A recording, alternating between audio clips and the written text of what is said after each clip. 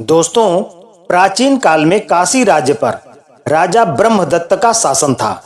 वह न्यायप्रिय, विद्वान और धर्मपरायण राजा माने जाते थे। उनकी सभा में अनेक विद्वान उपस्थित रहते थे, परंतु उनमें से सबसे अधिक सम्मानित थे उनके राजपुरोहित देवदत्त। देवदत्त अत्यंत ज्ञानी, विनम्र और सदाचारी व्यक्ति थे। राजा ब्रह्मदत्त उनका बहुत आदर करते थे और किसी भी महत्वपूर्ण निर्णय से पहले उनकी सलाह अवश्य लेते थे। एक दिन देवदत्त के मन में एक विचार उत्पन्न हुआ। उन्होंने सोचा, राजा मेरा इतना सम्मान करते हैं, परंतु क्या यह सम्मान मेरे ज्ञान के कारण है या मेरे सदाचार के कारण? यदि इसका कारण जान लिया जाए तो जीवन की एक महत्वपूर्ण शिक्षा मिल सकती है। इस विचार ने उनके मन को व्याकुल कर दिया और उन्होंने इसकी परीक्षा लेने का निश्चय किया। एक दिन जब देवदत्त राज्यसभा से लौट रहे थे, तब वो राजकोष के पास से गुजरे। वहां स्वर्ण मुद्राएं सुरक्षित रखी हुई थी। उन्होंने इधर उधर देखा और चुपचाप एक स्वर्ण मुद्रा उठाकर अपने पास रख ली। यह दृश्य वहां उपस्थित कोषाध्यक्ष ने देख लिया। वह अत्यंत आश्चर्यचकित हुआ। उसने मन ही मन सोचा, देवदत्त जैसे महान और विद्वान व्यक्ति ने यदि एक मुद्रा उठाई है तो अवश्य इसके पीछे कोई कारण होगा। शायद वह बाद में इसका उद्देश्य बता देंगे। इसलिए उसने उस समय कुछ नहीं कहा। अगले दिन देवदत्त फिर उसी मार्ग से लौटे और उन्होंने एक बार फिर एक स्वर्ण मुद्रा उठा ली।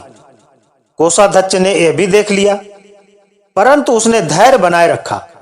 उसे विश्वास था कि इतने बड़े विद्वान का कोई अनुचित उद्देश्य नहीं हो सकता। तीसरे दिन देवदत्त ने मुट्ठी भर स्वर्ण मुद्राएं उठा ली। अब कोषाध्यक्ष को संदेह होने लगा। उसे लगा कि यदि वह अब भी मौन रहा तो यह राजकोष के साथ अन्याय होगा। उसने तुरंत सैनिकों को बुलाया और देवदत्त को पकड़वा लिया। अगले दिन उन्हें राजा ब्रह्मदत्त की सभा में प्रस्तुत किया गया। सभा में यह समाचार सुनकर सभी लोग आश्चर्यचकित थे। सभी के मन में यही प्रश्न था कि इतने बड़े विद्वान और धर्मात्मा व्यक्ति से ऐसा कार्य कैसे हो सकता है। राजा ब्रह्मदत्त ने गंभीर स्वर में कहा कि देवदत्त, आपने बहुत बड़ा अपराध किया है। आपने न केवल राजकोष से चोरी की है, बल्कि हमारी श्रद्धा को भी आहत किया है। इस अपराध के लिए आपको दंड दिया जाएगा। इसके बाद राजा ने आदेश दिया कि दंड स्वरूप उनकी 4 उंगलियां काट दी जाए। राजा का निर्णय सुनकर देवदत्त मुस्कुराए और शांत स्वर में बोले कि महाराज, मैंने यह कार्य धन प्राप्त करने के लिए नहीं किया था। मैं तो केवल यह जानना चाहता था कि आपका सम्मान मेरे ज्ञान के कारण है या मेरे सदाचार के कारण।